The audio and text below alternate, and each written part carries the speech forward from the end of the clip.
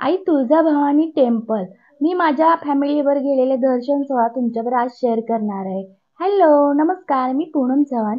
YouTube चॅनलवर तुम्हा सर्वांचं खूप खूप स्वामीमय आणि आई तुळजाभवानीच्या कृपेने स्वागत करत आहे. तर तुम्ही जर आपल्या चॅनलवर नवीन असाल तर आपल्या चॅनलला लाईक करा, सबस्क्राईब करा, शेअर करा आणि एक छोटीशी कमेंट करा. श्री स्वामी समर्थ अशी आणि आई तुळजाभवानी अशी. आणि बेल आयकॉनवर क्लिक करायला विसरू नका, जेणेकरून नवनवीन व्हिडिओ सर्वात आधी तुम्हाला नोटिफिकेशन मिळून जातील. तर सर्वात महत्त्वाचं काय आहे, तुळजापूरला जर तुम्ही गेला तर आईच्या आरतीचा म्हणजे पहाटेच्या आरतीचा सोहळा आणि तिच्या दर्शनाचा सोहळा अजिबात चुकवू नका. तुम्हाला जर जायचं आहे ना तर पहाटेच्या आरतीचं दर्शन घ्या. काय लाभ असतोय मी तुम्हाला आजच्या आपल्या व्हिडिओ मार्फत सांगणार आहे. व्हिडिओ कुठेही थांबवू नका. खूप छान आहे हा व्हिडिओ दर्शन सोहळा.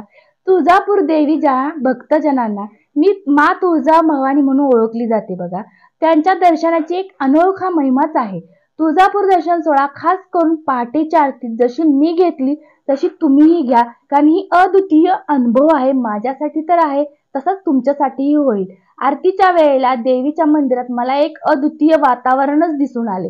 भक्तजन खूप एकत्र येऊन प्रार्थना करताना दिसून आले आणि तुळजापूर देवीच्या कृपेचा लाभ घेण्यासाठी मनोभावे आरतीमध्ये ते सहभाग मध्ये होते.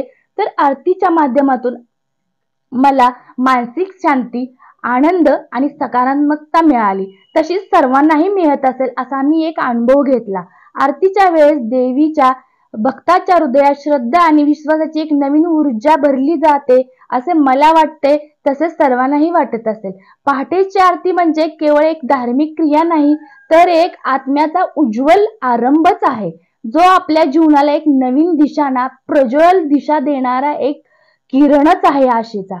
तुमच्या अनुभवाचा अद्वितीयता शेअर करण्याची इच्छा असेल तर तुम्ही निश्चितच मला कमेंटद्वारे शेअर करू शकता की तुम्हीही पहाटेचं आरतीचं आई तुळजाभवानीचं दर्शन घेतलं असेल. जसे की आपली मुलगी जशी दिवसभरातून काम करून येते आणि आई जवळ बसते, दिवसभराचा थकवा आई नुसत्या प्रेमळ नजरेने तिचा घालवते, अशा स्वरूपात तुळजाभवानीच्या आईकडे गेल्या वाटते. तसेच तुळजाभवानीचं रूप हे माझ्या हृदयात साठवून ठेवावं असं जाणवतं.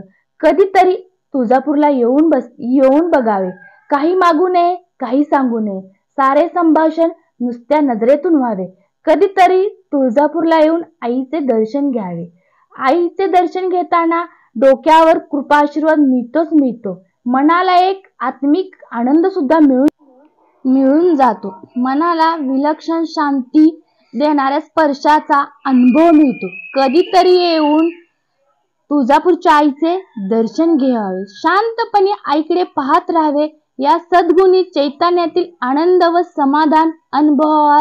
कधीतरी तिच्या श्रृंगाराचं रूपाचं दर्शन घ्यावे. आईच्या जवळ बसून तिच्या रूपात तल्लीन व्हावे. अद्वैतीचा अनुभव घेऊन तिला विलीन होऊन जावे. आपोआप आपल्या मीपणाचे विसर्जन करावे. कधीतरी येऊन तुळजापूरला आईचे दर्शन घ्यावे. तिच्या दर्शनानेच नव्हे तर नुसत्या तिथे जवळ जाऊन बसण्याने काय मिळते, जे ज्याचे त्यानेच अनुभवावे. दररोज थोडा वेळ तरी आपल्या देवीचं नामस्मरण करावे. कधीतरी येऊन तुळजापूरला आईचे दर्शन घेवावे असे मनाला वाटते, मनाला अनुभवते आणि मनाला अनुभवून गेलेले हे शब्द असतात. सर्वांनी येऊन तुळजापूर सोहळा आनंद लुटावा. खूप छान असे दर्शन झाले. पहाटेची आरती म्हणजे माझ्यासाठी अद्भुत सोहळा होता. खूप दिवसांची इच्छा होती पहाटेच्या दर्शन घ्यावं आरतीचं. खूप भाविक भक्त होते, तरी खूप छान दर्शन झालं.